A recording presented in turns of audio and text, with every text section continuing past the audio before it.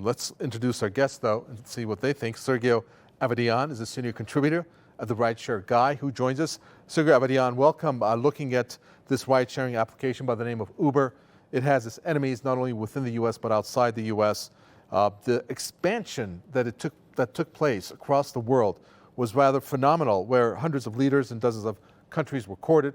It included, obviously, politicians. But didn't the politicians act with regards to Uber in a way that it sacrificed their own citizens? Yeah, I mean, it obviously did, right? So all the existing cab companies, let's say, because when Uber first showed up, they showed up as a disruptor. Disruptor meaning they wanted to revolutionize public and personal transportation, which they have done. In some cases, obviously, now that the documents show, illegally, and in some cases, risking the lives of their own drivers. While we know what happened as far as in Europe is concerned, as well as the United States, that cab companies were not happy about this because Uber, is not a regulated company. While cab industry in all over the world is regulated industry by the local and state authorities. Now, let's move on to the company CEO, Mr. Khosrow Shahi.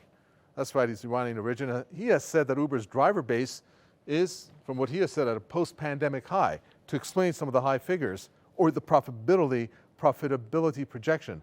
And he said that it expects engagement to continue without significant incremental incentive investments. He has to say that. See, people have to realize that because he has to show that there's momentum in the money that Uber is making. And also, at the same time, explain the loss, but that it's moving forward in terms of the money that the company is actually making. If you didn't understand that, that's okay. Let me bring in Sergio Avedian. He's the senior contributor who rejoins us at the RideShare Guy. All right, Sergio Avedian, welcome back to Economic Divide.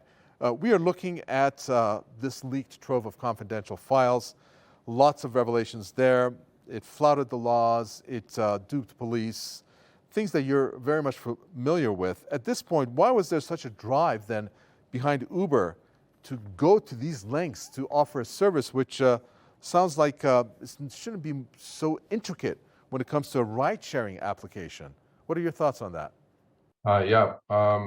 Thanks for having me on. I'm from the first day, actually, all the way to today, Uber doesn't call itself a rideshare company to start with. That's just a word that just came around. They call themselves a technology company. So the reason for that is because they have been breaking the local, city, and state and federal laws, labor laws, transportation laws from their inception. So to me, this is not that much of a surprise. These documents have been floating around for a while. I've known about these documents for a while.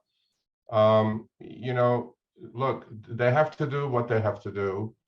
They went to lengths of breaking laws, obviously, and lobbying efforts. And as we know, in politics today, lobbying is in every issue is very strong. I'm not condoning what they did, but they were also trying to protect close to 50, 60, at some point, $100 billion worth of market capitalization. All right, thank you very much, Sergio Avedian. Perhaps he gave us a bit of a background behind the numbers that we just covered.